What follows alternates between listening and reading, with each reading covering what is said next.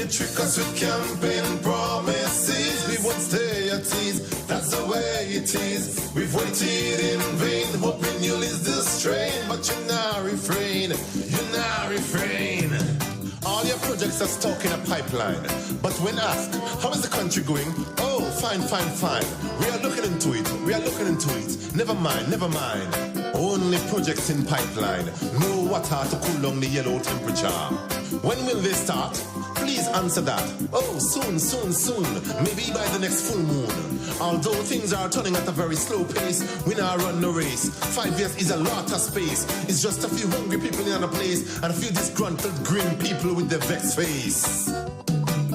When you trick us with campaign promises, we won't stay at ease. That's the way it is. We've waited in vain, hoping you'll ease the strain, but you now refrain. You now refrain. Busy governing, busy managing, busy politicking, busy neglecting, busy inflicting poverty and hunger throughout Grenada. 1,000 Frenchmen can never be wrong, but you hold your yellow conviction strong, strong, strong. So why not send them advisors home? They're sucking money like water in foam. And rehire the Imanis, less stress on the economy.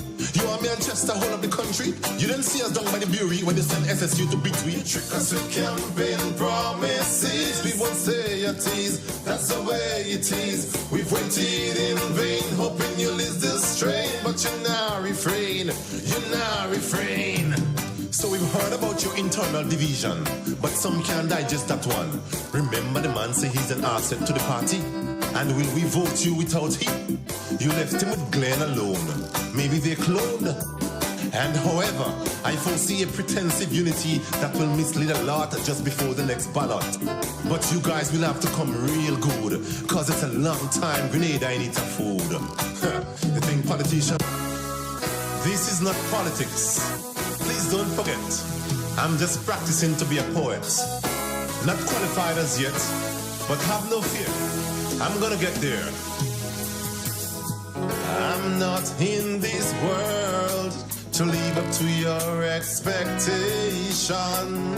Neither are you in to live up to mine.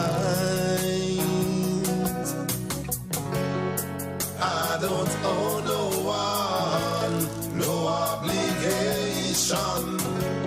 No one owes me none, so everything is fine, fine.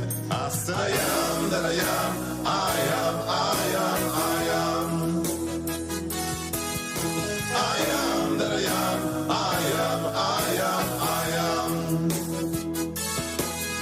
I am that I am, I am, I am, I am. I am that I am, I am, I am, I am.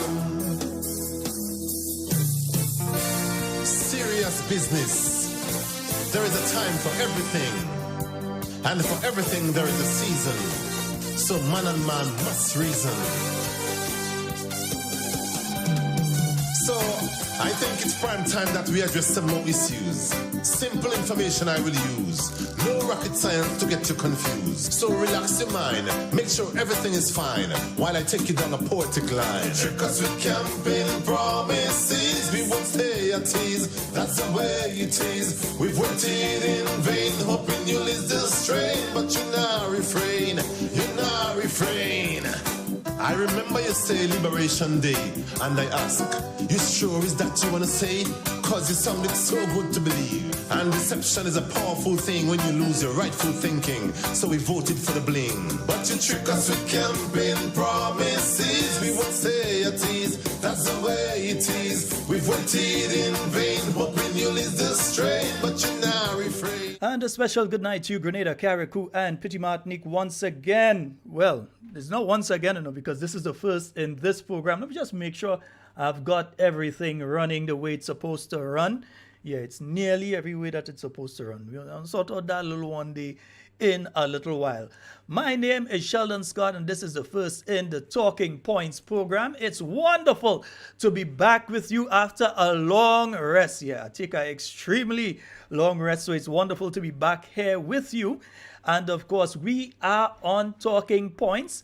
We're going to be live every Monday, Tuesday, and Thursday from 8, taking you up until 10 o'clock. I'm not sure we're going to fully go up until 10 o'clock tonight. Still working out one or two things in the studio. But I promise you that we will be going 2 hours.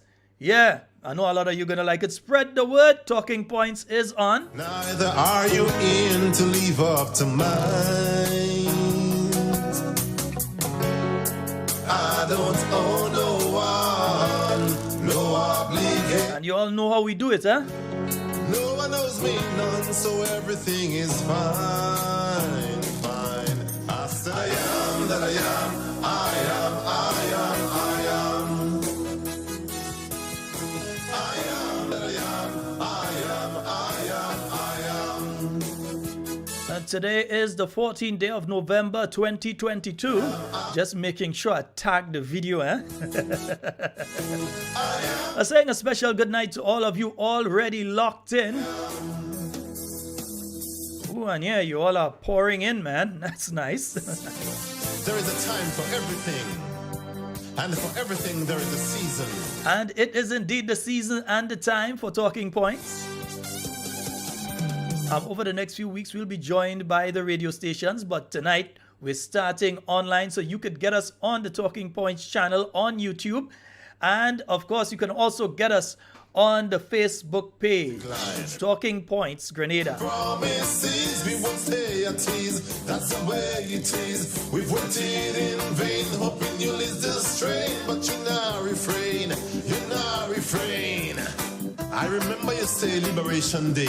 I'm just giving you all a chance to jump in. Yeah, tell your friends, tell your family. So good to believe. And deception is a powerful thing when you lose your rightful thinking. As usual, we're here to be educational, informational.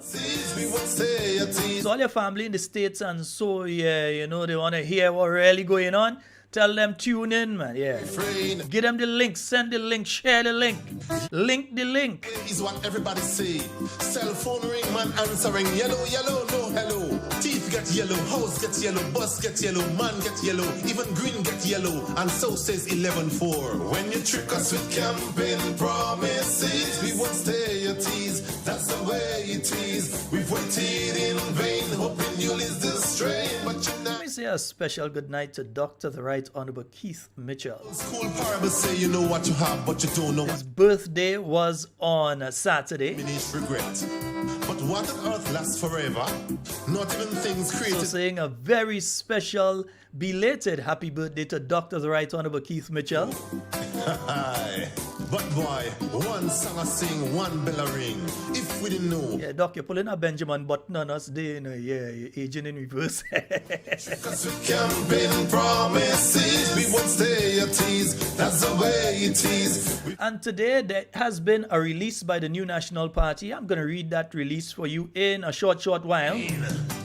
They began with the blame game. But before we go to that, let me just take this one from the top, man. Yeah, sometime you have to hear a tune like that from the top. Please don't forget. Very timely, you know, yeah. Poets. Not qualified as yet, but have no fear. I'm gonna get there. I'm not in this world to live up to your expectation. Neither are you in to live up to mine.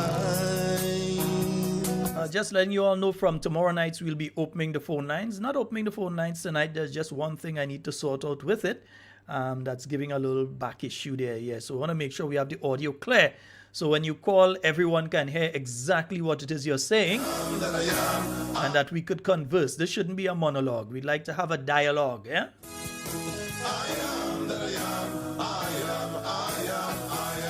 And you could take the phone number from now. The phone number will be 440-7377. Let me say that again for you, 440-7377.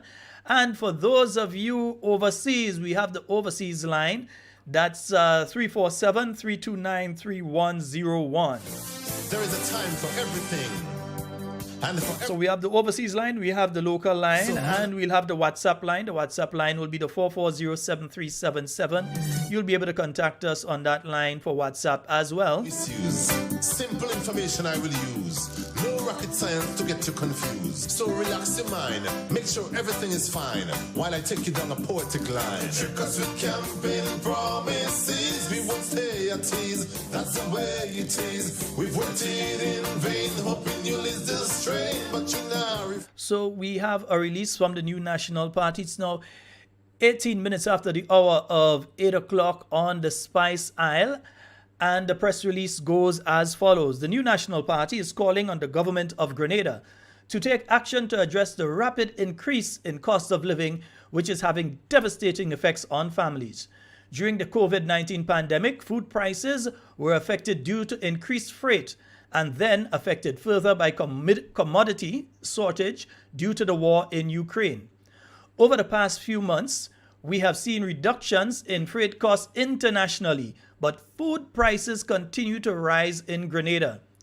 During our term in office, the NNP administration took several measures to address the cost of living, including the COVID stimulus package and soft loan program, zero rating of the VAT up to 500 kilowatt hours on the electricity bill, removal of the environmental levy up to 400 kilowatt hours on electricity bills, and implementing a fixed price for the 20-pound gas cylinder, among others. These measures have gone a long way to help cushion the effects and provide support for the poor and vulnerable. However, as food prices continue to increase, additional measures are now needed to help Grenadians cope. The government must act with same urgency exercise when they increase their own salaries. The NDC administration seems to be preoccupied with firing persons hired under the last administration and creating jobs for the boys as transition leads and advisors. To date, the NDC administration has taken no new effective measures to address rising food and medicine prices and utility bills. The cost of food in Grenada is, without any doubt, at a record high, but government seems unbothered, unconcerned, and far removed from the plight of the people. This uncaring behavior is now manifested in the decision to cut the debushing program, providing only 2 fortnights ahead of the Christmas celebrations. The Prime Minister, rather than deal with the real issues, is using diversion tactics, even resorting to telling lies to distract Grenadians from the real issues. But you now refrain, you now refrain. And that is a release on behalf of the new National Party Sure is that you want to say? on the issue of the rising food prices. I don't know for you, but when I go to the supermarket now, or even I go to one of the shops, and so you realize that what you were paying just this time last year, even with COVID and all the disruptions that took place, whatever you were paying around this time last year, November 14th last year, man, it's way higher right now. And for those who are able to purchase, they're having problems. So you could imagine for those who no longer have an income. And we've seen a lot of that going around, isn't it? A lot of people who had an income before, the income has been removed. And while some people income is being removed, some people adding onto their salary. The new National Party came into office in 2013. And instead of increasing their salaries, what did the new National Party government do? Instead of increasing salaries, they end up having to pay more on income tax at 2 levels because they had to make the sacrifice that others were making at that point in time to get the Grenadian economy, which was in negative free fall, in decline, to get the Grenadian economy back on track. So you never heard the NNP come and say, well, they take an increase. And in fact, I could assure you that the new National Party's approach to any increase for government ministers would be to ensure that you establish a proper committee to look at the wages, not just of government ministers and parliamentarians, but all categories of workers. So it should not be a situation that 1 or 2 people just sit down in cabinet and decide, even though they only work for about 2 months? A month, in fact? After about a month, they decided that that money too small and decide that they have to add money onto it. So instead of going that direction, the new National Party administration way of doing things would have been to establish a wage committee to look at all category of workers, both within the public and private sector. So you look at parliamentarians, you say, well, okay, parliamentarians are not receiving enough. They have these responsibilities, they have this or that to do. By the same token, you have to look at the secretaries that are working within the public service. You have to look at the cleaners who are working within the public service. Are they working for a proper salary? You ain't even spend 3 months at the time that the salary was increased. You didn't even spend 3 months on the job yet, but they increased their salary because they can't work for, as they would have called the salary that was being received by the new National Party MPs and so for 9 years. 9 years, they didn't change it. They didn't say that all the seats in parliament. They totally control the parliament. They could have just go and say, well, we change it. But instead of doing that, they said, no. If you have to do something like that, you must establish a committee to look at the wages, not just of parliamentarians. You can't look at them alone. You have to look at the salaries of everybody. So are the debushers getting enough? So you give yourself more and you cut off for the debushers. That's what they did, you know. They cut off the amount of money that could have been going to the debushing program, but they increased the amount of money that going towards their salaries. So you see who is important to them. They are the ones that are important to them themselves. Meanwhile, people who usually look to the fortnights coming down to the Christmas, all know you usually have a fortnight running and that sort of thing coming down to the Christmas time, so that they could get the little kakada, so that they could say, well, I could change the curtain, I could buy a little toy for my child, I could put a little food or drinks inside the house, so I don't have to embarrass myself when Christmas come and somebody pass, I can't give them a drink. Or they could have taken that money and decide, I ain't bothering with this Christmas thing, but I'm holding it for January because I know January is a long month and I have the children to send to school. But instead of offering them that opportunity, instead of giving them the ability to be able to earn a salary during the Christmas season, what they have done effectively is cut the program, reduce the amount of people that would be able to get into that program. Meanwhile, bush slapping you left, right, and center all over the place. But they can't say that they didn't meet money in the treasury, because early in the game, they said that they meet the treasury looking pregnant. NNP wicked, they didn't want to spend the money, all the money was there. You realize they stopped talking about that now. They didn't have anything to say now. All of a sudden, they've gotten quiet on the amount of money that they got in the treasury. Yeah? It's not we say that. It's them say that. It's they that say they meet the treasury pregnant, you know. A lot of money was there. Oh, NNP wicked, why they didn't take the money and give people and do this and do that? So you know what they did? They took money and they do things like, for instance, they pay the teachers, all right. They decide, they have arrangement with the teachers. They decide, okay, all you help us, thing, right, no problem. They pay the teachers. So, right, they take out money and they find money to pay the teachers. All well and good, teachers, congratulations, you got the money, no problem. I never vex with a man for getting any money. I can't vex with a man for that, or a woman for that.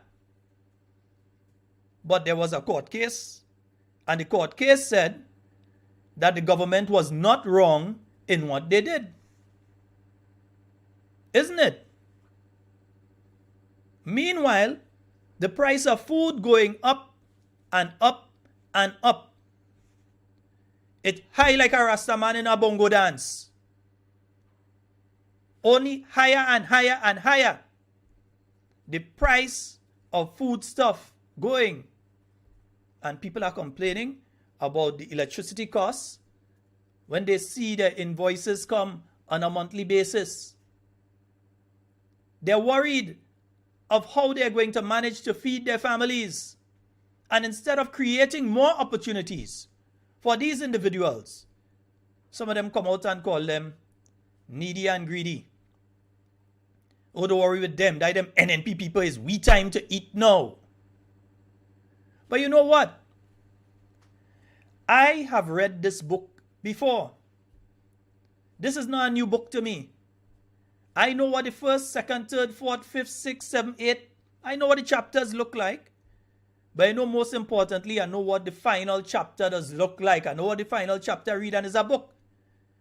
The one good thing about a book is that it doesn't change, you know. The first chapter is the first, the last chapter is the last. And exactly what you read and you put that book on the shelf, when you take it down again, is exactly the same thing that's there. It doesn't change. And I've read this book before. And you and I know very well what the last chapter in this book that we are presently in, that started on the 23rd of June, is going to look like. That is why some people at this point in time are totally aimed on enriching themselves, because they also know what the last chapter of this book is going to look like. That is why they're using all kind of excuses why they can't meet with you, the Grenadian people. That is why they're using all kind of excuses. They don't have office, they didn't have office before the election, and you used to see some of them in it. Not all of them, but you used to see some of them. They didn't have office then. But all of a sudden there's minister this and minister that. And you see, this thing called arrogance is a dangerous thing. A very, very dangerous thing. I ain't here to give them advice, but I'm here to let you know exactly what is taking place. So instead of dealing with the real issues that are affecting Grenadian people, they try diversion tactics. So don't focus on us.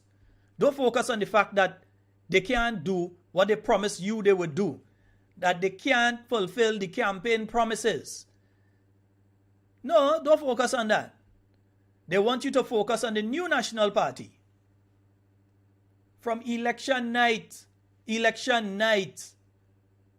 was who they go in and jail, who they go in and arrest, and this one must make a jail.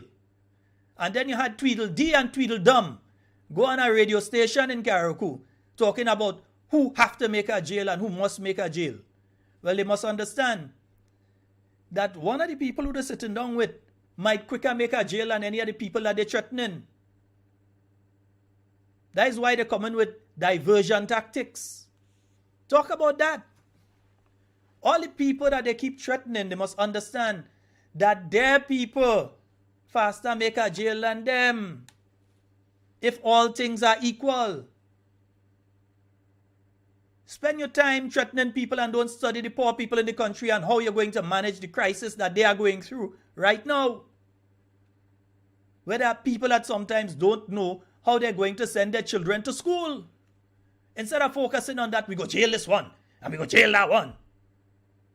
And then they have their cyber goon squads and their radio goon squads, their radio tuntun makuts and their cyber tuntun makuts, that anytime you say anything against their dear leader, it's like you're in North Korea. Who are you to talk? You have no right to talk. What are you talking for? You didn't know that before. Like if the constitutional right of Grenadians to express their views and opinions in relation to issues that affect them, their family, and their country was removed in June on the day of election. So that you're supposed to shut up, you're not supposed to say anything, you're not supposed to comment on what you are seeing taking place or even give advice. Because soon as you do that, they're jumping on different medium and attack you. Why you don't hush? And not one or two, you know. Not one or two, is a whole bully squad they have. So the moment you come out and you say anything against them, you are under attack. And then you see, they speak in generalities so much, trying to protect themselves, but also because they do not understand that you, are very intelligent. They do not understand that you are smart, that the Grenadian people are no stupidity. It are no dotish people in this country. It's intelligent people in this country. And they come and they put up their theatrics. I'm looking at something that they did recently. And believe me, if it's clips all you want, it's clips all you go get. We ain't playing tonight. We're talking tonight. But if it's clips all you want, it's clips all you go get. I see some of them playing like they just play clips and they thing in and they this and that. I'll teach them how to do it. They ain't learn yet. So we go teach them, eh? We will have classes here.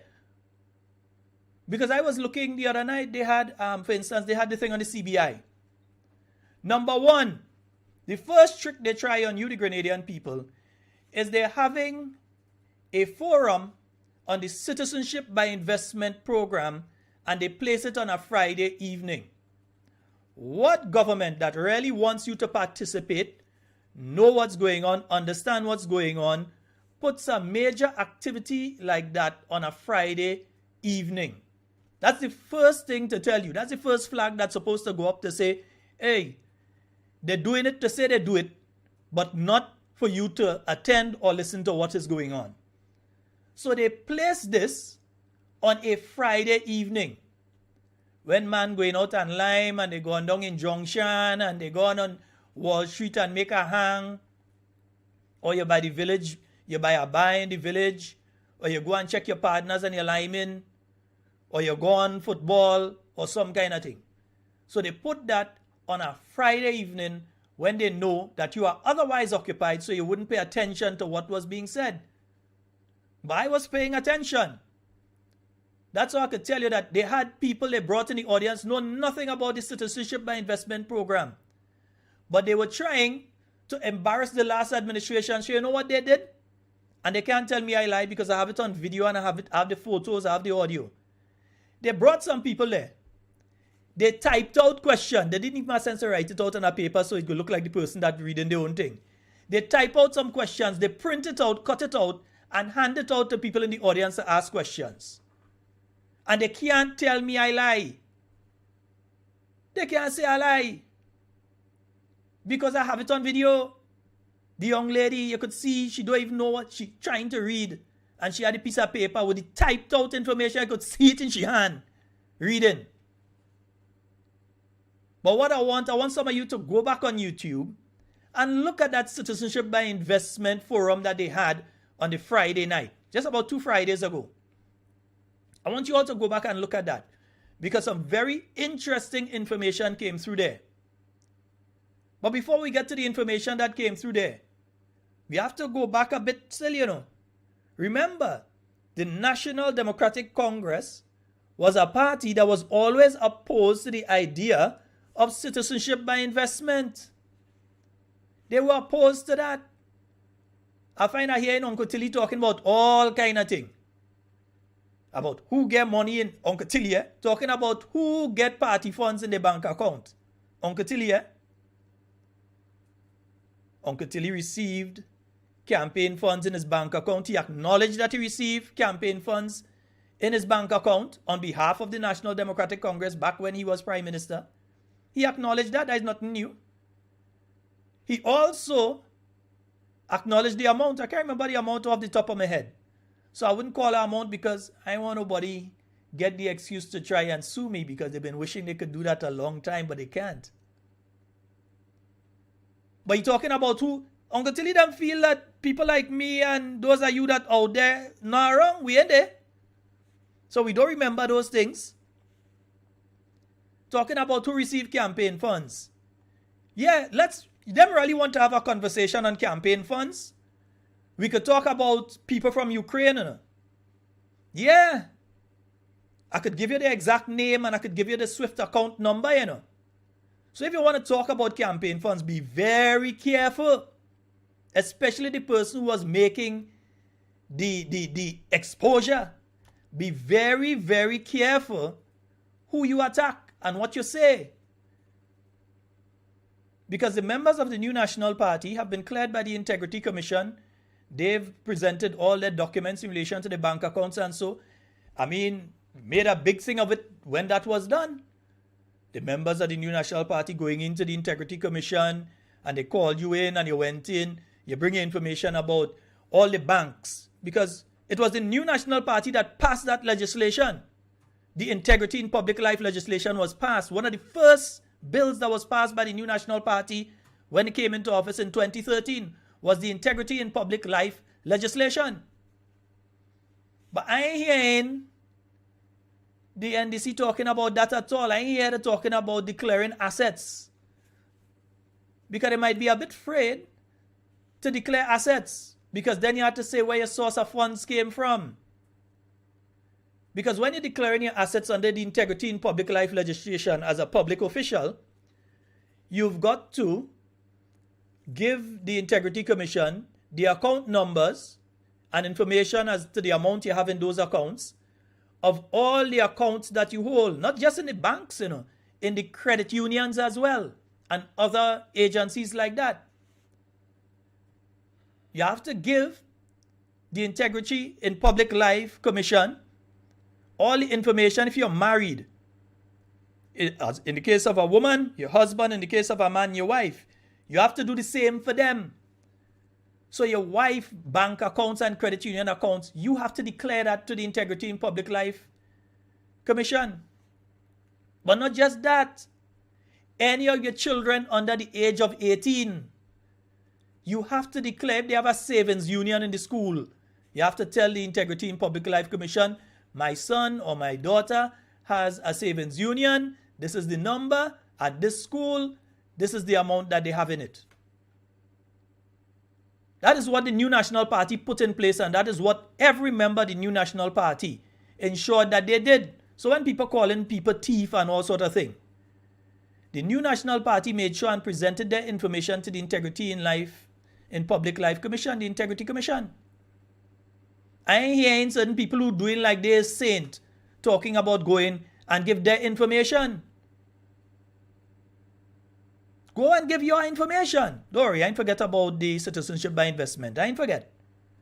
But go and give your information in relation to integrity in public life. Let's see who really has integrity in public life. Because you know what? Any vehicle that you had over the last 3 years and you dispose of, you have to still declare that. Any land, house, them kind of thing that you had over the last 3 years and you sell, you still have to declare that you had it and you sell it. You have to declare all these things. Even if you transfer it from your name onto another family member name, you have to declare that. So it have certain people who ain't want to declare that. They want to talk about them thing. Yeah? But they want to talk about who has integrity and who is this and who going to jail and who the other and who the other. There's a God above. And what you wish for people sometimes does end up falling on you, because he's a just God. He is a just God. So sometimes you thinking that you're wishing something bad for somebody and it go fall on them and it fall on you or your children. Careful what you wish for other people. I've seen it many times. I've been around a little while now, and I've seen it many times. That's why I never wish bad for anybody. I'll warn you that the rain is about to fall when I see the storm clouds coming. If you don't want to pull your umbrella or take up your clothes outside, that's your business. I ain't wishing your clothes wet. I ain't wishing you wet. But I'll tell you, the storm clouds are gathering. So careful what you wish for other people. It could be a very dangerous thing to wish bad for other people. Be careful setting them out there. And listen, I was speaking about the Citizenship by Investment Program. When they gave the report, the Citizenship by Investment Program gave the report on Grenada's Citizenship by Investment Program. Grenada has been rated as one of the best in the world, not just in the region, in the world, that Grenada's Citizenship by Investment Program is rated and ranked as one of the best in the world. And that ranking didn't come between June and now. That ranking came because all of the measures that had been put in place from the reformation of that program back in 2013, 2014 to the present time. So Grenada's program has been highly rated. So when they come giving you all a nice talk about citizenship by investment and all this thing, no. It is not a no occurrence. It is something that has occurred through years of diligent, hard work by the various people who have been involved in the citizenship by investment program here in Grenada. That is the reason that Grenada is ranked so highly. But remember, that's the same party used to tell you citizenship by investment, don't get involved in that and that ain't good. They used to say the worst about it. But now some of them swallow their tongue. Uncle Tilly could find time to go on TV and radio and speak about all kind of thing. One of these days, he must go on a live program, let somebody ask him what is his thoughts on the present NDC administration using the citizenship by investment program as one of the cornerstones of the economy now. Because that's where they're looking to get all the money to do different things that they want to do, you know. Because see the jumping up and all kind of thing.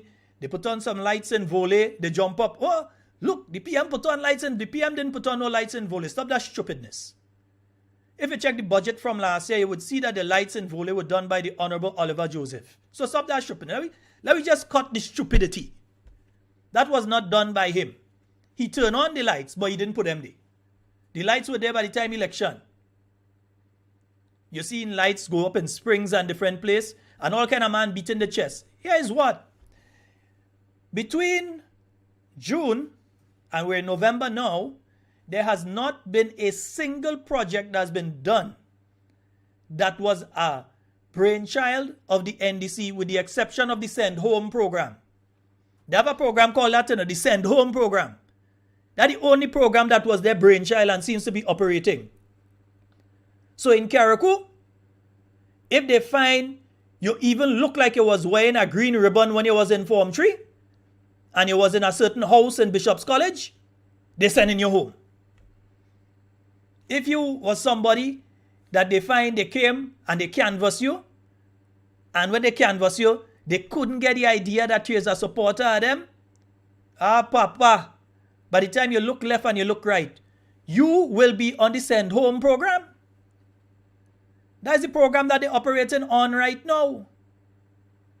And if the New National Party and members of the New National Party hadn't come out and spoken loudly and vociferously, I like to use that word, vociferously, if they had not come out and spoken in relation to the Send Home program, the only program that's a brainchild and executed by the NDC administration from the time they came in, if they had not spoken about that program, then you know what would happen?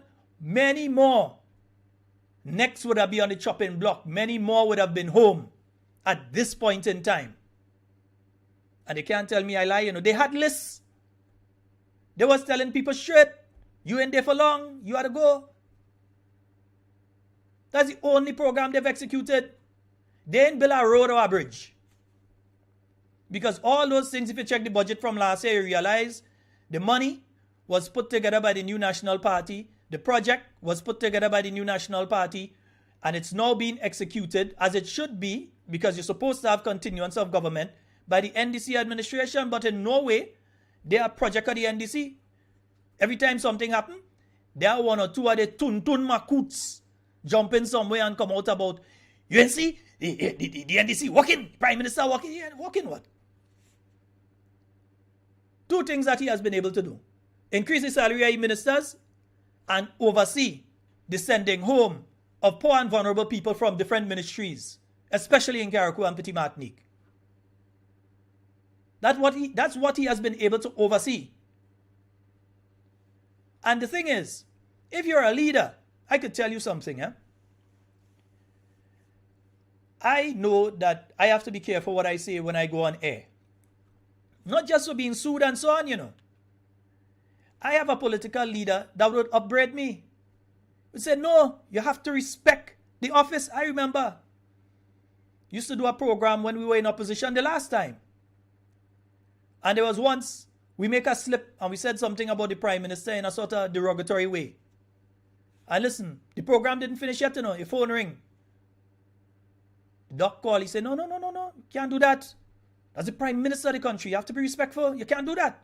You have to apologize. No. But you ain't hearing the present Prime Minister doing that sort of thing. You have people being called all kind of names. Names I wouldn't even repeat here because I don't want to help them spread their negativity and their stupidity. But they have all sorts of names that they're calling people left, right, and center. You have all sorts of threats being made to people, Grenadian citizens. Threats being made to them by government ministers. All sorts of stupid statements being made by government ministers. And you ain't had the Prime Minister calling them in and saying, no, you can't do that. Because then they come in and double down on it. You have activists of that party talking a whole heap of, let me say it in Hindi because I don't want to say it in English. Gubar. Those of you that understand a bit of Hindi might understand what I'm talking about. But gubar is what when grass pass through a cow. Gubar. That's why you say it in Hindi. A whole set of gubar. And it's being tolerated. He's not coming out and reining in his troops and saying, no, let's build a country. Because you have 9 seats to 6. So all of a sudden, they are God's gift to Grenada. Because they have 9 seats to 6. So you don't have to rein in your people. You're not understanding that that means that your country is more divided than ever. That you're supposed to be preaching unity and let's work together and that sort of thing, instead of we jailing this one and we jailing that one and we jailing the other one. That's the kind of nonsense that's going on there. And then they come and they tell you about CBI, like if all of this suddenly happened because they're in office. This ain't happened because they're in office. Some of them haven't even been in office long enough to understand the CBI program properly. But they want to take credit for the high ratings that Grenada's Citizenship by Investment program has been receiving. And listen, it's not receiving it locally, It's not Grenadians saying that the program is a good program. It's internationally by various agencies around the world that have been saying that Grenada's Citizenship by Investment program is the best or one of the best. In some categories, it scored full marks. And that's why I'm saying some of you need to pay attention. Because what they did, they put it on a Friday. They put it on a Friday night. They put it at a point in time that you are busy. So you ain't had time to sit down and watch. You ain't had time to sit down and listen to what was being said. You didn't have time to pay attention to the young people. They see it between the crowd with the notes typed and printed of what to ask because they're trying to embarrass the former administration. That's what they did, and they can't tell me differently because it's there. We're going to go on YouTube now and pull down the video, so I stupid I ain't save the video. You could go and pull it down if you want. I have it saved. You can't tell me I'm wrong. You could go and pull down all the video. I have all of them saved. So you could go and say it didn't say. And then remember, they made all the promises to you. It's not me make the promises to you, it's them make the promises to you. Let me ask a question here, and I'm sorry that I don't have the phone line hooked up properly to take that call, but I'm going to ask the question again when we have the phone line. So I want you to meditate on that question. Name one gutsy decision that the present Prime Minister has made. One really gutsy decision that he has made. One. I ain't even asking for 3, 4, 5. One gutsy decision that he has made. Every decision that he has made, major decision, has been one that has been steeped in populism. In other words, he does it because he believes it makes him more popular. So even though he knows that the government of Grenada was legally cleared of what they did in relation to the teachers, he paid them. Because in his view, it makes him popular with the teachers. It makes him popular with many people. So he paid them. Ain't care if you can't pay other things afterwards. Pay them. He has not made a single gutsy decision thus far. Something that he knows people will be upset with him for, but it's the right thing. Name one thing like that he has done that you know the whole country go vex with him for. But what he has done is the right thing. That's when you know a true leader. A true leader makes decisions not based on popularity, you know, but based on what is right. And so far, I ain't seen none of that. All I see is the add to my salary and send home program. Nothing else. So you run up in Dr. Keith Mitchell's constituency, St. George Northwest. You go by where the road is broken, that there's already the funding to fix the road. There's already a company contracted to fix the road. That the basic work had already started. And you run up there, you put up a tent, and you go and say, you're opening this. Just now to go show a video of them opening a can of corned beef. Because they want to open everything. Well, go ahead, open it. But the people of that area and the people of Grenada know, if they have been following things, that project was a project that was already funded. That was a project that was already designed. And you had reached to the implementation phase of that project. In fact, I could remember Senator the Honorable Nolan Cox speaking on a post-cabinet press briefing. Remember those? Yeah, there's a thing we used to have on a Tuesday called post-cabinet press briefing. Is when your government used to come and speak to you to tell you what was going on with your government. But apparently this government doesn't need to speak to you. So every now and again they'll tell you what they want when they feel they want to tell you something. Other than that, they don't go to post-cabinet. It doesn't have. Last week, none. Yeah? None. So I know, maybe they have a cupboard inside our cabinet. I don't know, but they have no post-cabinet press briefing. So each week now, you're either hearing no, and then it seems as though, unless the Prime Minister is close, they can't have a post-cabinet, because most of them is he that there. So he's chief cook and bottle washer.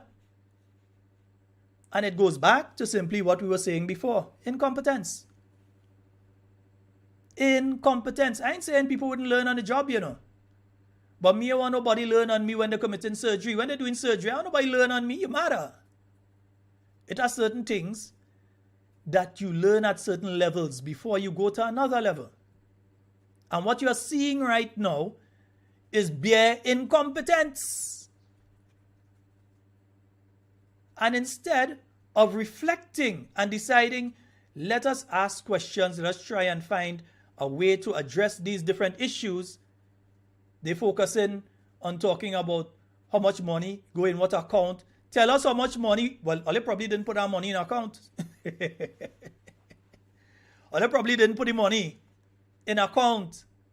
Yeah? Talking about NNP receive money.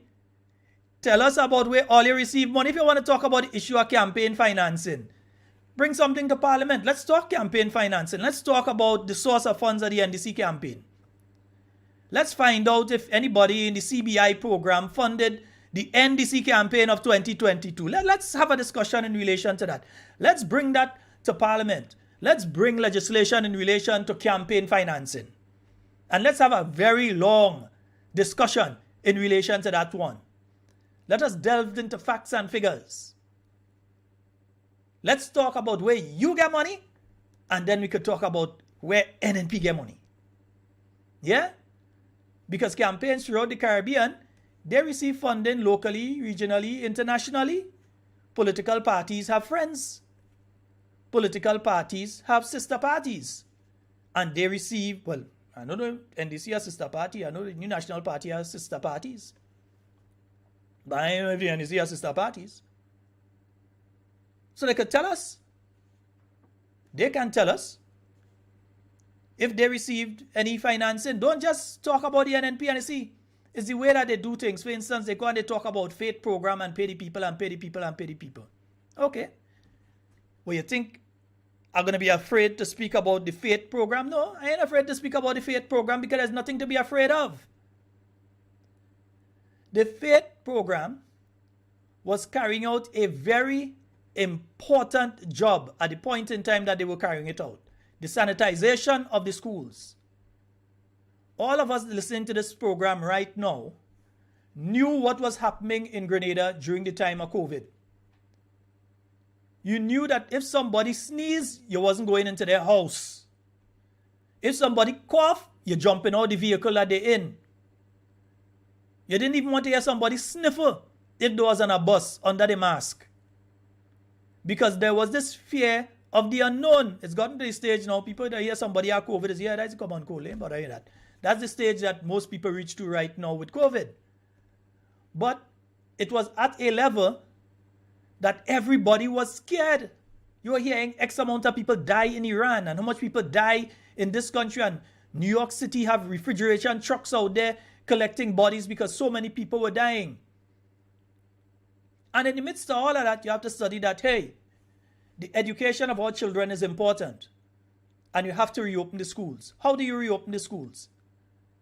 The teachers union said they ain't sending back no teachers in the schools unless certain measures are put in place to protect the teachers and the children. And the teachers union can't say they didn't say that. And they're not wrong for saying that. The teachers union were looking out for their members and they were looking out for the children. So they say, we're not going back into the classroom. We'll continue with remote learning until certain things are put in place. What was put in place? Sanitization stations at all the schools, as well as people to sanitize the schools. Now, how many schools you have in Grenada? And how many people were hired under that program? Because when the program closed earlier this year, it had a little over 300 people in it. The lowest salary of anybody in that program was $800. Or what the Prime Minister does, he come and he just call a figure. So he come and he say, $6 million. And everybody go, oh good! $6 million. But none of them ain't say, but wait. How that $6 million spent? That means somebody takes $6 million and put in their pocket? No. $6 million.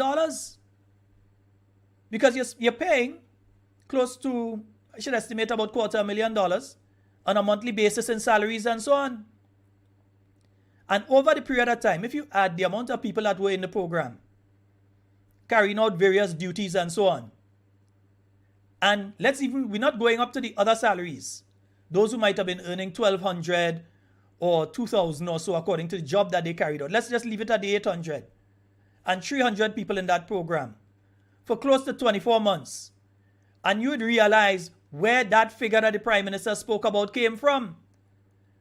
But his intention in just throwing out the figure and not saying what it was attached to, just saying, Faith Program received this money. Did you have any major outbreaks of COVID in schools? Did you have situations that many schools had to close down and children couldn't go for 2 weeks and all sort of thing because you had major outbreaks of COVID all over the island taking place as what took place in some other countries? No. Because the people that were working under that program did an excellent job. But instead of being praised for the job that they did, they are being vilified. For what? Political reasons. Nothing but political reasons. Because you know that Brother Dave can't beat Sister Emlyn up in St. Andrew Southeast. So you decide you're attacking her. So you're only on faith. But you better have faith. You better have faith. Take water in you. Because you keep attacking and attacking instead of educating your people. So you just call a figure and people jump on it. Woo-hoo! All that money. But start to work out the money. How was the money spent? And then the money coming in, it going to the people. The people work up to a particular time. You don't pay them. So in other words, you don't pay Faith, so Faith can't pay them. And then saying, but all you get all that money before, what you use it for? Salaries, dum-dum. That is what it was used for. That is what it was intended for. That is what it used for. You see people from Faith coming and say, well, it wasn't paid in January of this year, or it wasn't paid for the year last year. The people got paid. But again, it's poor people, so to deny them the little $800, that is not a problem for you. But to add $2,000 onto your $7,000 to make your money $9,000, you don't have a problem with that. And then you still come and say, well, that is not enough. You have to get a couple $1,000 more on the constituency level so you could do things on the constituency level. You're still ain't satisfied with the 9,000, you know. They still come back and say, nah, that is not enough. Put another money again at the constituency level so that we're able to do projects and do things in the constituency and that sort of thing. They ain't even spent a year. They ain't even spent a year. And they come talking about add money and add money and add money. But you see, some of them was unemployed before too, so you have to understand that kind of thing will take place. Let's take a short break.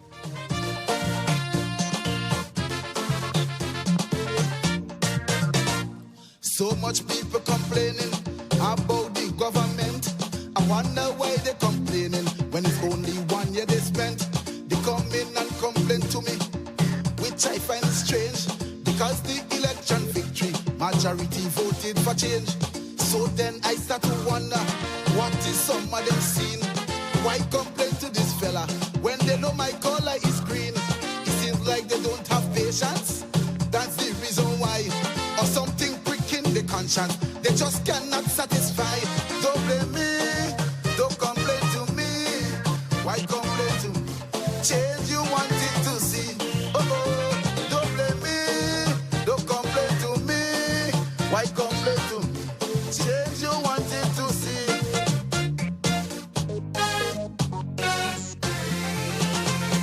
13 years we in power. You was in opposition. You won with your propaganda. I really thought you had a plan. You appeal to them old people, push promise in the head. If they only vote for you, pension will be 400. So much seniors they turn out to give you their support.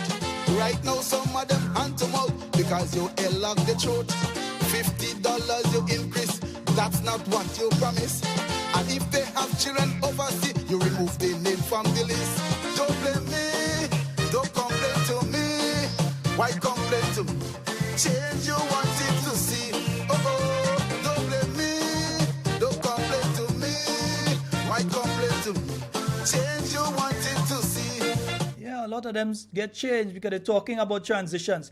Transitions is the death news on GBN. So all you realize that. They keep telling all you about transitions and transitions and transitions. Every day it's a transitions on GBN. They'll show you all the people who have gone to the great beyond. And we do send our humblest condolences to their friends and family of the dearly departed. But they come in and tell you this one is transition lead. Yeah. They tell you transition because the transition in you. The transition in people from employed to unemployed. The transition in the country from a country that the economy was going up and up and up to a country that the economy starting to go down and down and down. That's what they're transitioning from. So when you watch transitions, you know why they keep talking about, oh, transition lead and transition this and transition that. Dr. Mitchell went and he hired one poor local advisor in the Prime Minister Ministry. We papa, he didn't have it easy, is what they didn't say. Was radio program, TV program, newspaper article, internet website, they send WhatsApp around, is what they didn't say. All street corner and rum shop, they attack the man. How he could take money and go and hire advisor. When they come in, they hire about 9. They hire about, you know what they remind me? They remind me of something about now man used to say. Let me pull it up. Do so never like so.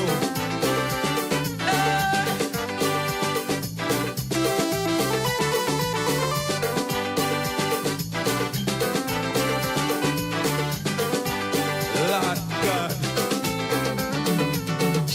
Left and right you did give him heart. They change the man name to Papuntan. Poor man can't walk the road in peace. Every man all day know the wife made sweet. All of a sudden the table turned just so. No more Papuntan, no hats a boy to run. He have girl everywhere and had no time for calling him dog, said he good for nothing. See you, to him mother complaining, to the pastor you're running. Now you're balling just like a kite, woman. You hate what you like. Yeah, they hate what they like, you know. Hate what you like. Because you know what they're doing now? Every time that they do something, and it's something that they were attacking the new National Party on, the first thing that comes out of their mouth is, well, NNP used to do it. Well, they hate what they like. The moment you tell them anything about something that they're doing, well, NNP used to do it. That's the phrase that they always use. Well, NNP used to do it. You call a radio program, you speak about something. Oh, now all you know that. Is now they know that. The dumbest statement that could be said on radio is now all you know that. That's an empty dunce statement. Anybody making that is devoid of proper thought. They don't have proper intellect to carry on a conversation or to delve into topics. To come with that I'm going to say a word that I don't think I should say on air. Yeah. But it refers to a beast with long ears and hooves that is usually used as a beast of burden. But that's the kind of statement that it is. I can't say the word on air, but I could describe what I'm talking about here. Ain't it nice? All right. Because how could you, this time last year, say something is wrong, and this year, when it is being done by your friends, you're saying it right? Then you're a hypocrite. So to jump as soon as somebody says something, you listen to some of the calling programs in the mornings. Listen to some of the calling programs, and you know my name go call tomorrow. All you know, my name go call tomorrow. But just remember, when you're calling my name, remember to tell people talking points is on Mondays, get correct, Mondays, Tuesdays, and Thursdays, 8 o'clock till 10 o'clock. Don't get me times wrong. I want you to get me times correct. You understand? Don't get me times wrong. 8 o'clock to 10 o'clock, Mondays, Tuesdays, and Thursdays. I might do a Wednesdays. You're looking at our Wednesdays too. All right? Nice. Make sure that you're doing it. All right? Want to make sure that you're getting the thing. You understand?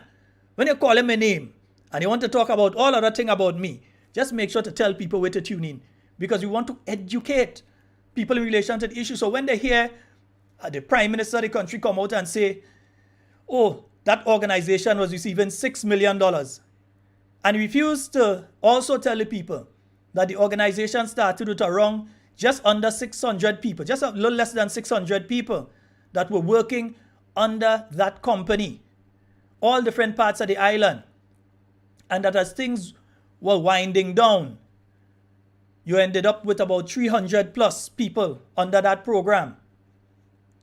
But you didn't care about them. Let them 300 go home. They didn't care about that.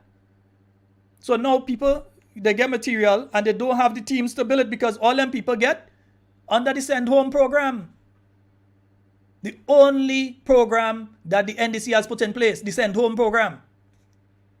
So all those people who were under the building program that were going about, the teams that were going and build, they get sent home. They became victims of the well-oiled machinery of the NDC Send Home program. Yeah? As I said, that's the only program that they have operating. That's the only program that they seem to have been put in place in the time that they have been here. Yeah? That's the only time that they have, the only program that they have been able to put in place for the time that they have been in office. And we're threatening this one and this one, that. Focus on that. No problem. Focus on that. Don't focus on the fact that the young person that's out there that only earning about $1,000 a month or less now has to contend with electricity that is costing them in some instances $200 and $300 a month. Don't bother with that. Focus on the fact that we go jail this one and we go jail that one, and see how that go play out for you. See how that go play out for you. Don't focus on the fact that that same person, out of that $1,000, after they have to take out $200 to $300 and sometimes more $100 out of that, just for electricity, by the time they go in the grocery, the 500 that they were spending 2 months ago has now gone up to 700. So in other words, they're broke because you ain't talking about transportation for the month, money for children to go to school and that kind of thing. They're broke. And then you say, well, we remove freight costs and we asking the businesses. Yeah, the thing, yeah. You ain't doing something directly to the consumers. You do something for your partners in the business community. And you can tell us which of them put how much money in the accounts for the election campaign. Don't be afraid. Tell us.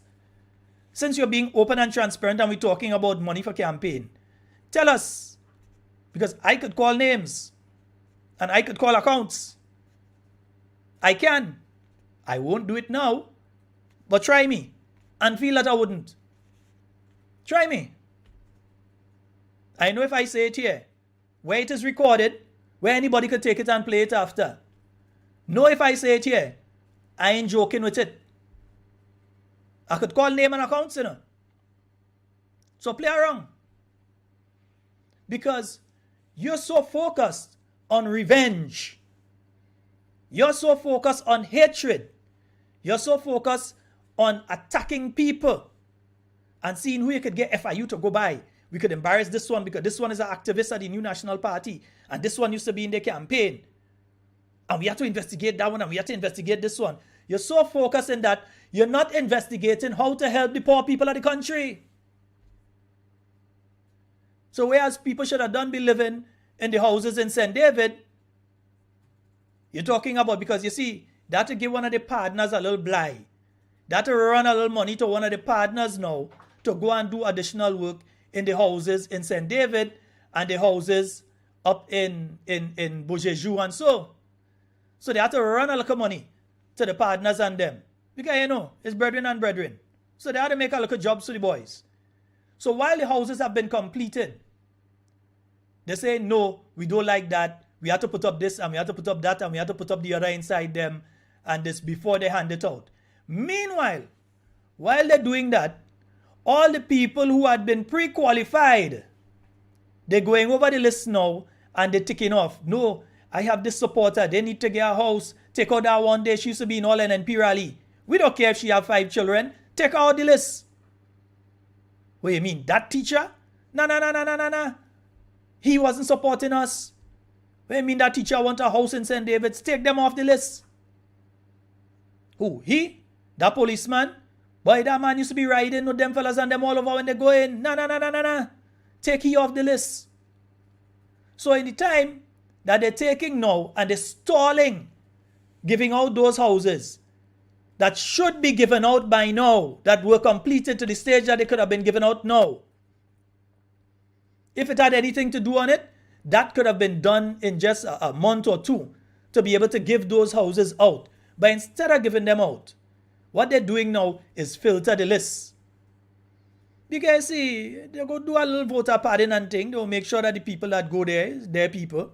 So that when the time comes for election, you have a couple hundred votes that they could count in that particular area. And all the people who were pre-qualified before, or people who sent in their thing and really need, those people wouldn't get the opportunity. And then, on top of that insult to injury, they talk down about the houses and say, that's not the kind of houses we want to do. We want to do some different type of house. Okay, you want to do some different type of houses. But the amount of people in Grenada right now that would like to have one of those houses as they are, just tell them they're moving in tomorrow. They're taking everything and go just as it is. They go put in cupboard and thing for themselves. Just tell them go. They will go and do it tonight. If you call them now and they say, come and take it tonight, they're packing up everything and they're going. But no, you don't understand the desperation of some of these people and the situations that they are in right now. So all they are seeing these things through are the political lens and not the lens of need. So you end up with a situation that you have literally thousands of people. Remember, you had what? It's about 600 houses. I think St. David alone got 300 or 200 and something. About 600 and some houses. You have a list of close to 4,000 people. Instead of going through that list and saying, well, okay, let's go through the list. Even though this is the list that the last committee had, let's go over what they had and let's see out of that. They open it back. You know why they open it back? Because they had to politicize it and bring in their political hacks and so on, who they promised they're going to give a house. So they stall the project, bring in the people, and they open it back. You already have 4,000 or so people apply for 600 houses. And they open it back to take more people onto the list again. And then people who had applied before, all of a sudden, their names and their applications start to disappear. And they can't tell me again. They can't tell me a lie. It have people whose application was inside, and when they check in, all of a sudden the application, I don't know if it become part of the send home and they send it to a different home, but it disappear. All sorts of weird things. All sorts of weird things. What for them to focus on, they're not focusing on. That's what they're supposed to focus on. How do you address the issues that are affecting the poor and vulnerable people in the country? How do you address the issues that are now taking your present middle class and making them into a poorer class? That you're taking your upper middle class and putting them in lower middle class now because of the situation. The utilities and the cost of utilities, the cost of food, even the cost of transportation, and we see the madness that's going on the roads now. Every time you're trying to go down to Grandans at certain times of the day, you realize the road jam. NNP never do nothing, but you realize the roads jam. It jam. It jam going down, it jam coming up. Morning time, it jam. Midday, it jam. Evening time, it jam. It have activity in Grandans, it jam. How do you address the issues of transportation? That the people who are living on the west coast and north of the island, that, my God, trying to reach home at night, it's not even night, you know, evening, can't get a bus to go home. And you can't blame the bus drivers, the human beings too. All you think driving that road between St. Mark and Tong, or between Sauters and Tong, or between Guava and Tong, I think driving that road up and down several times a day easy? That is not an easy thing. Whether it's automatic or manual driving is a hard thing to do. So you can't vex because the driver decides I'm going to stop work at a particular time. But how do you address that problem? How do you deal with it? How do you implement something? How do you put something in place that when somebody finish work at 6 o'clock in the afternoon, they can get transport to go home and they don't end up in a situation with about 300 people pack up under the terminal trying to find a ride to go home and they can't get home? That is what you should be focusing on. Instead, just trying to take credit for everything that the NNP do. Listen, there is nothing that they have done outside of the Send Home project and add money to the salary projects. Nothing that they have done between June and now that is a project of theirs. All of a sudden they forget about legalization of marijuana and all kind of thing. Remember, they said full legalization. That's what they said. Full legalization. All of a sudden they stop talking about that, isn't it? Yeah, no talk about that now. That gone silent. Yeah? I remember everybody was supposed to collect nutmeg tree and thing to go and plant. All you get all your own? I ain't hear nothing about them thing again. There's a whole litany of promises and listen. Let me get something straight here. Because I like to be a reasonable person. I do not expect all of what the present administration promised to be achieved in 2 months or 3 months or 4 months. But I expect them to be honest with the Grenadian people in relation to their ability to achieve it in the short, medium or long term. I expect them to be honest with the Grenadian people. For instance, how many of you know that the Honorable Oliver Joseph ensured that a new area is built at the St. David's police station for the fire truck? Wonderful, beautiful structure. In fact, it's better than what's on the Carenage. St. David's have an area for their fire truck that is better than what is on the carnage. And as far as I know, and I'll have to double check that information, a fire truck was ordered for St. David. So St. David will receive a fire truck. I think they're coming out of Turkey or somewhere. But a fire truck is on the way. You know what's going to happen? The fire truck is going to arrive. It's going to be brought up to St. David. It's going to be rolled into that new area. Certain people are going to come and cut the ribbon, and they wouldn't even have the common decency or courtesy to even invite Oliver Joseph there. They wouldn't even have the decency. You see, they're afraid. Because I said when I began, I read this book before. And I know already what the final chapter looks like. You could pull a book 400 years from now. What the final chapter is what the final chapter is. ENU is the same thing. So they know what the final chapter of this present book looks like. Might be looking kind of Dominica-ish. Although we have a different outcome than Dominica. We're looking kind of Dominica-ish. Yeah? So they know what the final chapter is going to look like. So they're trying to claim everything. You know you don't do the lights and volley in St. David. You didn't do it. It's not you. So at least have the common decency to invite the past MP. Hey, we're going to turn on the lights there. And we know that it's really a project that you did. So we're inviting you to be there. Just common human decency. No, they didn't do that. They go and they turn it on and all of the Cinco fans around just clapping hand. Yeah, all you don't see, we Prime Minister walking. He walking, doing things in the constituency. He walking. He had nothing to do with that. Nothing. And when the fire truck arrives in St. David now, and it's placed in that new fire station there in St. David, you're going to see the clapping hand again. You don't see? It's we walking. Boots on the ground. Boots on the ground. Yeah, boots on the ground to give you one swift kick in your... Anyway. That is what's going on. These are the same people that are going to come to you in time to come.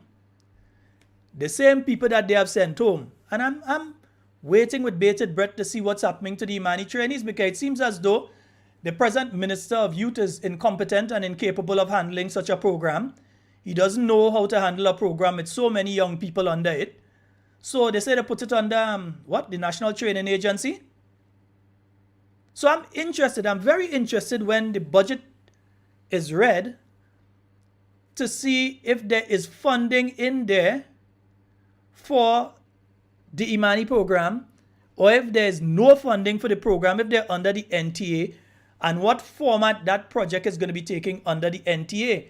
Are they going to shift the money from the Ministry of Youth because the minister is incompetent and incapable of handling such a program? Are they going to shift the money from there and place it under the NTA because they find, well, it's a more competent and capable people under there. They could handle a program like that. And then they have openly stated their intention that the trainees, and I hope the trainees listening, the trainees who are working with non-governmental agencies, in other words, you're working in the private sector, so you may be attached to a credit union. You may be attached to an insurance company, or you may be attached to a bank. Yes, there are trainees under the Imani program that have been attached to those kind of agencies or so. Or you may be attached to one of the bigger companies in the country. And they are now saying that the co-sponsor is going to be removed. In other words, government is not going to pay you again. They are not going to provide you with any stipend again to work with those companies. That those companies have to take you on fully. That's what they're saying now. So I am very interested to see when the budget is read, which direction this is taking. I want to see if it's going to be a situation that the trainees are told go home, which I hope doesn't happen. I really hope doesn't happen. I really just hope it doesn't happen. Or it's going to be a situation that those trainees are now placed under the NTA, and the funds which were allocated for stipends and so is now placed under the NTA. And the young people who have graduated from school this year, those who have graduated from the secondary schools and are home right now, and those who have graduated from NULO or TAMCC and are home right now and may need that training opportunity at one of the local agencies or even with the government service, if they will now get the opportunity to enter the program through the NTA, or if it's going to be that you're going to slim down the program and get rid of a good section of the people under the program. That's why I'm interested in finding out. I really want to know which direction it's going to take. And while I speak about the Ministry of Youth, I must express my humblest condolences to the family of Mr. Alva Renault. He was the person in charge of the Youth Biz program there at the Ministry of Youth, who passed a great beyond over the weekend. And I'd just like to extend humblest condolences on behalf of Talking Points and on behalf of myself to the family of Mr. Alva Renault. He was a very, very interesting character. He had this sort of comical way, but he would deliver his stuff in a kind of dry, comical way. He wasn't one of the people, was a person very calm and so on in the way that he would interact with people. And I know that he has impacted positively the lives of thousands of young people here in Grenada. Thousands of young people. He has impacted their lives positively. Yeah? And may his soul rest in peace. All right, folks, we're going to take a short break and we're going to come right back again.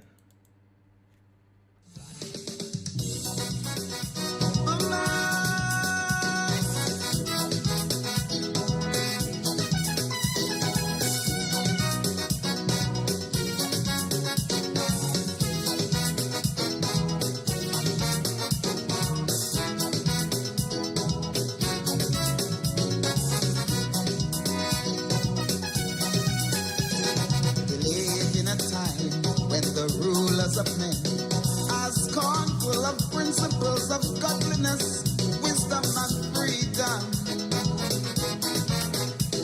But woe comes safely, man.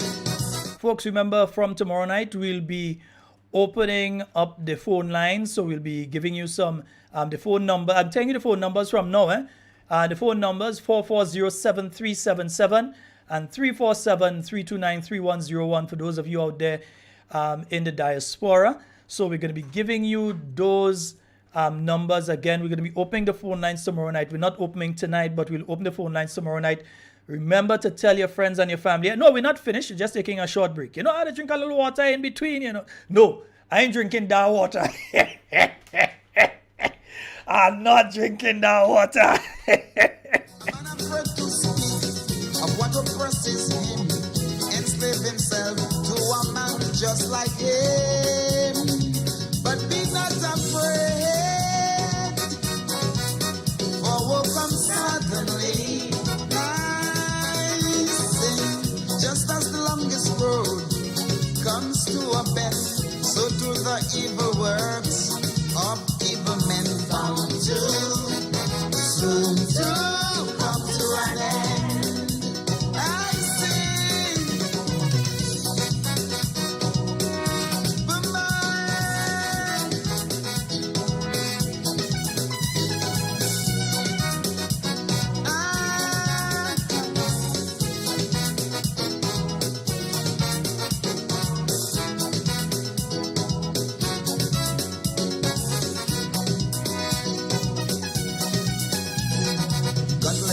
don't care that the devil takes over their kingdom. They would kneel if they feel that they could cross a deal.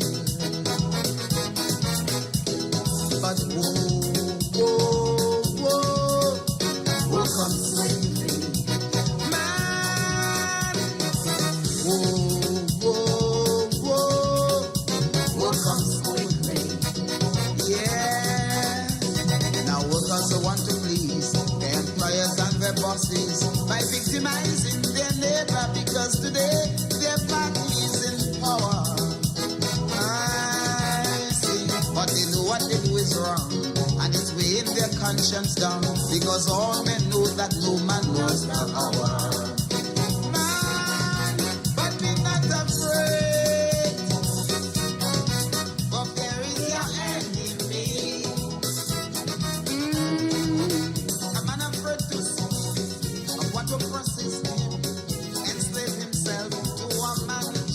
came, but be not afraid, for will come suddenly. Just as the longest road comes to a bend, so do the evil works of evil men bound to soon to come to an end. Yes, indeed, huh? So be not afraid. Yeah, some of you all, you see, are drinking water. No, the water I'm drinking is not that water. I ain't drinking that water for nothing. Well, I think it's Jim Jones. I don't drinking that water. Jim Jones drink water. I don't drink it that. I don't drink it that. Only what I was talking about, I don't drink it that water. Public service. Everybody will be made permanent. Nobody going home. Take Susu in you. I don't believe in superstition. Something wrong with the transformation. From the 10 boys drink the water. Strange thing happening in Grenada. 3 houses born in Victoria. 2 born in St. David soon after. David Anderson and his brother. We had suicide and murder. Who tell them drink the water? The transformation water. From the time they drink the water, like they put a spell on Grenada. They wrong to drink the water. The transformation water. From the time they drink the water, they start to reverse Grenada. Mathematic, Tariku, Grenada, and it's that. Juve man in a hold my head and ball. PM play a jump and play my wall. But it's not league and I remember he drank the transformation water. Yeah, me and I ain't drinking that water at all. Folks, and then remember, is it next week? I think it's next week. Pension is supposed to be paid. Yeah. I, for one, will be so glad to see all of these hardworking people finally receive their money. I have no problem with that.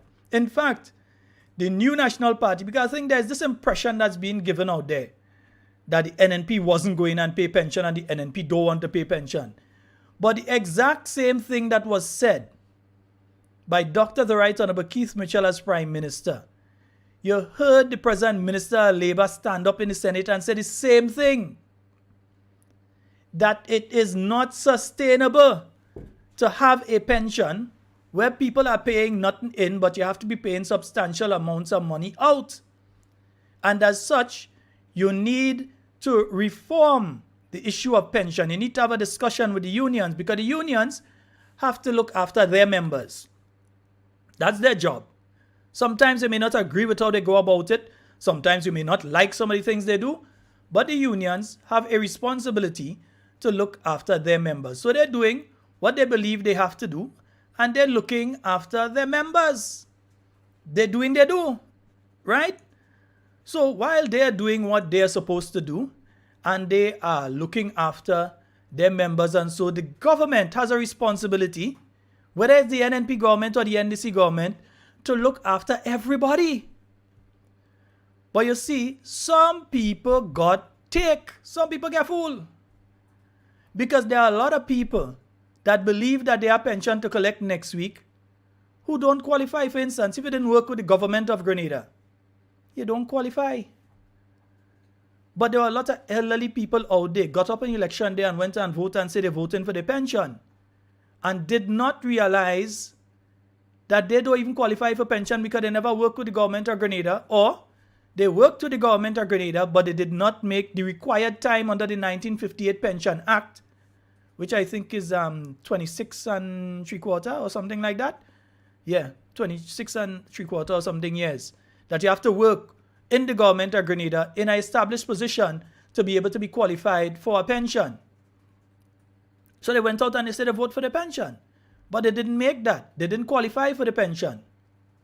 So now, after they get a vote, they're telling these people, well, you know, you really don't qualify for the pension. But we had to have a discussion now how we're going to move forward because we can't afford to pay that amount of pension on a monthly basis and that sort of thing. You know? So there no, Kathy, I am not drinking.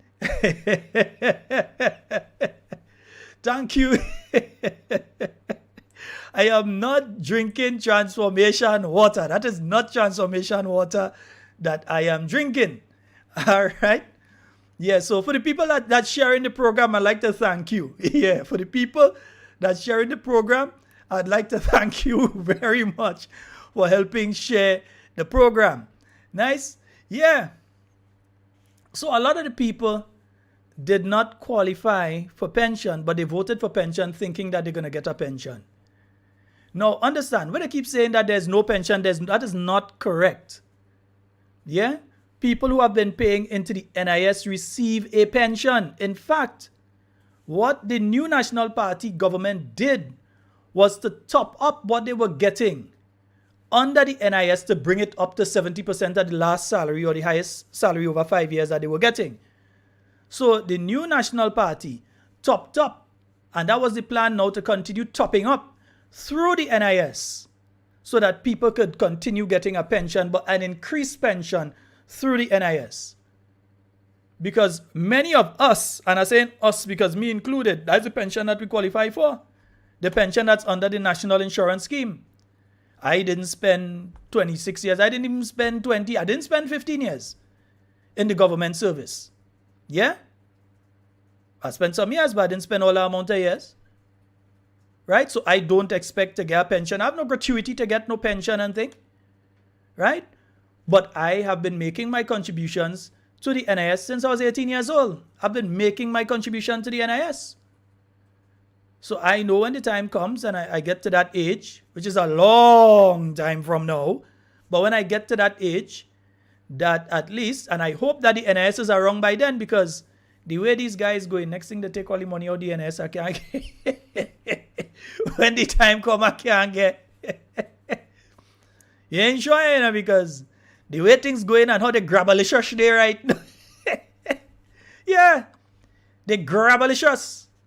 Next thing is the NIS, because that way they just turn to anytime things start to get rough on them. The NIS just turn to, because see, at this point in time, you have a significant amount of money that comes in through the Citizenship by Investment Program. Remember, the Prime Minister was involved in a company that was dealing with the Citizenship by Investment Program. So I don't know how much passports his company sold then, or if the company is still operating in the CBI program, and if that company is still bringing in money into the coffers of Grenada under the CBI program. I don't know. I could probably find out. I could ask a question. If they don't answer, I could still come and tell all you they don't answer, but we could find out. I know as well that the minister, however, he does forget, because he was trying to remember in one of the forum, and then he trying to remember. He forget what ministry he in, because he really doesn't focus on him. Yeah, he couldn't focus, right? Yeah. Cornwallis or whatever his name is. Cornwall? Yeah, that's the man, right. Yeah, he was involved in the CBI program as well. But there are various attacks that are taking place on the CBI program right now. Remember that there is an act that they're trying to bring through the United States House of Representatives to basically kill this Citizenship by Investment program in countries like Grenada, St. Lucia, St. Kitts, and so on, to kill the CBI program. And also through the European Parliament, there's also an act that they're trying to pass through the European Parliament also to kill CBI programs. So the millions or the billions that come to the Caribbean region and the individual millions that come to individual countries through CBI, they have decided that, we ain't want them little islands, they making money off of that. They've decided to kill it. One of the reasons is that people who get passports for countries like Grenada and St. Lucia and so also have access to the Schengen visa, which allows them to spend a certain amount of time in European countries without having to apply for a visa. So you could go to France and you go over to Germany and different countries and so, and you don't have to go and apply for a visa because you're from one of the countries like Grenada that has free access to those countries. You also don't need a visa to enter Britain. There are many countries that they need a visa, even countries here in the Caribbean that need a visa to enter Britain. Grenadians don't need a visa to enter Britain. So many of these people, that's why one of the reasons that Grenada's passport is so prized in the CBI program. But The European countries are saying, no, well, if you all are having a CBI program and people who otherwise would have had to get a visa again it, then maybe we have to not allow people that carrying CBI passports to qualify for the Schengen visa, which basically allows you to go through all the countries. Yeah? So that's one of the things that is going to affect the program in the short to medium term. Also what's going on in the House of Representatives in the United States, and also what is going on in the British House of Parliament in relation to the same issue again. They may be looking at the possibility of visa restrictions on Caribbean territories or all countries that have a CBI program, even though the UK for themselves have a visa program, you know. But we look at Grenada, so they feel they could tell us as they want. But these things will generally, over a period of time, begin to affect the amount of money that you bring in through that program, right? Tourism is just catching back itself after the lull for the last couple of years due to COVID-19. In fact, up to 2019, we had seen some of the highest number of visitors coming to Grenada via cruise ships, coming to Grenada. The cruise calls had gone to a screaming pitch, coming to Grenada in 2019. Come 2020, the only way that we saw cruise ships here was when they was dropping back with people. The same as the rest of the Caribbean. The cruise ships only come to drop back the staff. So cruise tourism went on a low. It's now building back, but people are still kind of tentative how they travel because there's still this lingering fear among people, especially some of the elder people who generally make up a large portion of the people that take the cruises, about contracting COVID and so they're afraid to travel, right? So a lot of these people are still afraid to go and take the chance to travel. So you don't have as much visitors coming to the region. So the money that your country was making from that before, they're not making it again, and it's going to be a while before you get up to the 2019 figures. It's going to be a while. So that source of income is nowhere near to what you were looking at in 2019. So while your numbers in CBI may have gone up, yeah, and again, that has nothing to do with who is there now. That's because the program that was put in place by the NNP is a sound and proper program. That's why the numbers of people applying, the numbers of people accepted under the program have increased. Because it's seen as one of the better programs. But again, they put it on a night that you wouldn't know, you wouldn't listen. They put it at a time that you can't follow what is going on. Yeah? So understand what they're doing. Understand what they're doing. And as I started to, remember, the NNP is calling on the government to think of the poor people now. The basic thing. Think about the poorer people in the country. Stop looking down on them. Because I realize they're speaking about some programs, and when they speak about the programs, and they speak about the bushers, you can see the scowl on the face like they see the bushers as the scum of the earth.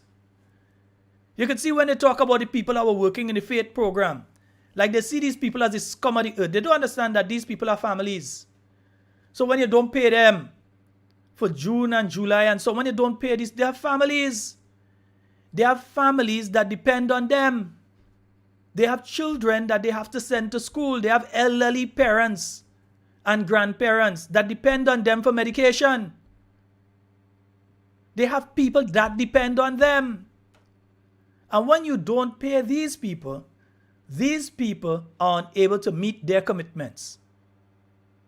But they don't care about that. They don't care about that. They make sure they put their $2,000 day that they get in every month. They're making sure, right? So additional $24,000 every year per person. It have people who in this country not making $24,000 for the year. But they made sure that they're getting an additional $24,000 per person. Additional, so now it's $9,000 per month. So they make sure that they add a $2,000 to the $7,000 that was there before. So now they're at $9,000 a month. And when you check them and you want a cooking gas, they dock you. Brooks, forget my wallet home. You know, the wallet in the car, check me tomorrow. So you can't find them to check them. Yeah? You can't find them to check them. And you ain't going because you're greedy. You ain't going because you're needy. You ain't going because you're wicked. You're going because you have a genuine need. Sometimes it's very hard for people to approach people and ask for something, you know. I forget my wallet. Wallet in the car. You know, damn it, I had to go and take out some money. The ATM ain't working. That's the excuses you're getting, but they're making sure they're getting $9,000 a month, though. They make sure, even before they prove, they finish. When you get a new jobs, and does get a probationary period of 3 months sometimes. You go on probation for 3 months.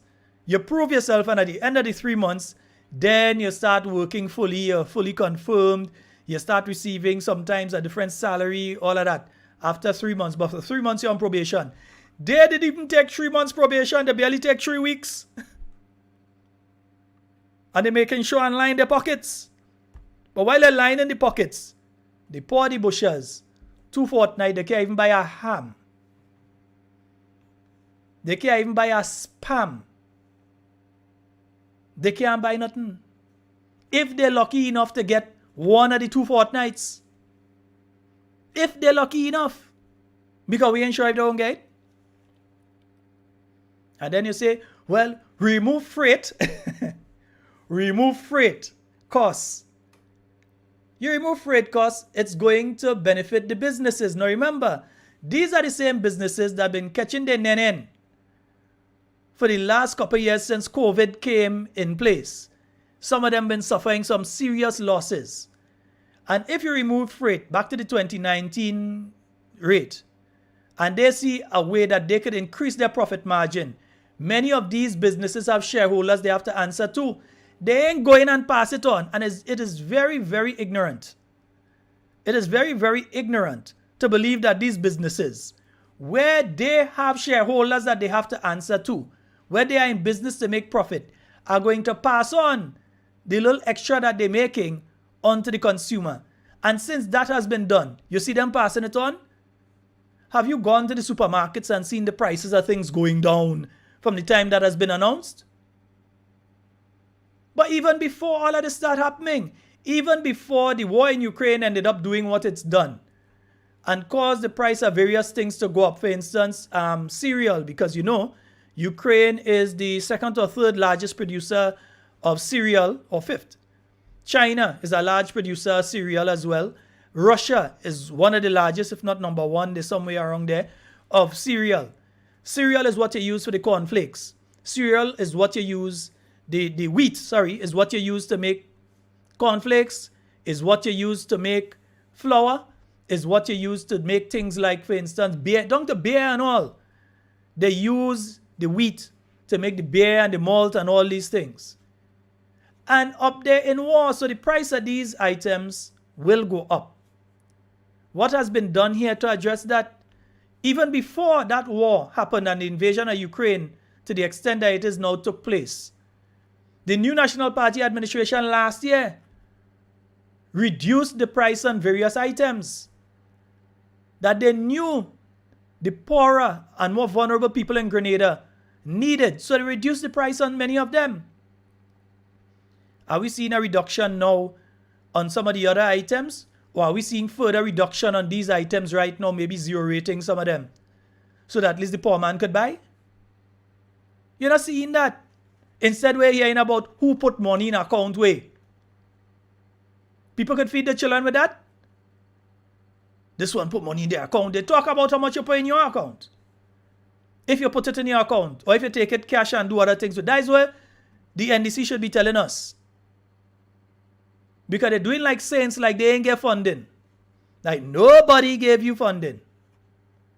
Nobody out of Florida gave you money. Nobody out of Eastern Europe gave you money. Nobody gave you money, ain't? Nobody gave you any cash at all. Your thing was totally funded. Through bake sale and roast bread fruit. Totally fund a campaign like that. Yeah. Who are you going to believe that? Who are you going to believe that? just trying to divert. So you come, we reduce the freight. The average man out there hear it, wow, the Prime Minister doing things to help us, boy. No, he help his business partners, he help his friends in the business community. They get a break, so they make more money because they spend less on the freight and so on. But that doesn't mean that they're going to take that now and say, well, okay, I'm paying less on the freight, so I'm going to cost the item lower. Have you seen that happening? Because when he said it in this old lawyer way. You know, the legal way of speaking? And that they are hoping that the businesses pass this on to the consumer. Touch VAT. That is what we'll be able to pass on to the consumer. Touch VAT. You touch freight, you're helping the businesses. You touch VAT, you're helping the direct consumer. Touch VAT. Zero rate some items. Bring some items down to 5%. Bring some down to 10. Bring some to 12. Nobody is saying that you have to take off VAT off of everything. Because the country must run, and we know that taxes help the country to run. So we ain't saying you have to take off tax off of everything, but some items, zero rate them. Because when the NNP did what they did last year, they also stated that this would be reviewed. You'd be looking at a larger basket of items according to how things progress. That there's the possibility that you could adjust the taxation system on those items to make it cheaper for the average consumer here in Grenada. But no, take out the freight, help your partners. And then while you're helping your partners, tell people, well, we're making things cheaper for you. But where you used to spend $500 2 months ago, you had to spend $700 now. And by Christmas,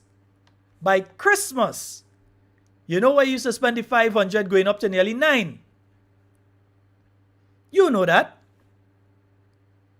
But they want to address that. Diversionary tactics. And then, when they're ready, avoid you totally. So when it comes to post-cabinet press briefing, let me see if they're having a post-cabinet press briefing this week. Let me see if any post-cabinet press briefing. Because up to now, I've not seen a notification or a post-cabinet press briefing tomorrow.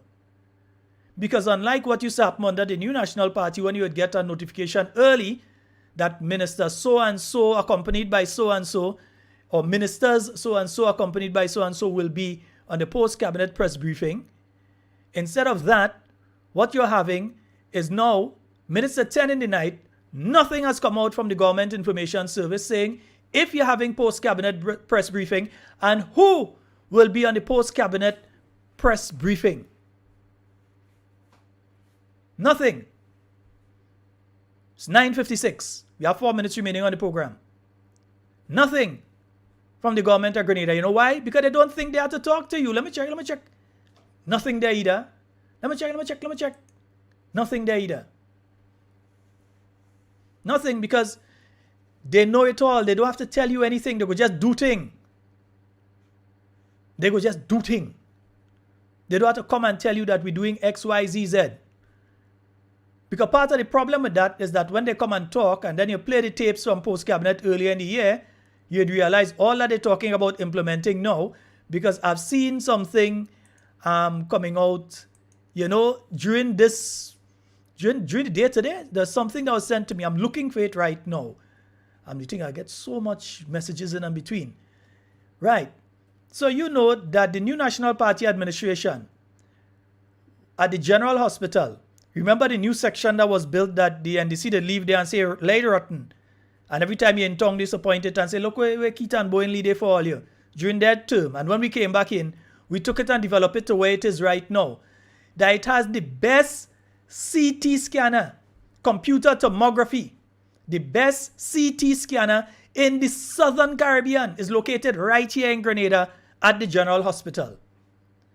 So now they're proudly announcing that it has 41 different CT services available with prices ranging from $500 to $3,500. I don't know how much people could pay the $3,500 according to what they need.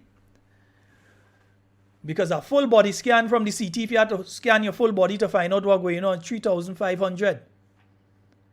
And scan the brain, $650 EC. With contrast, is $750. If somebody have a stroke and they have to do a CT scan, They had to find $1,000 first before they reach there.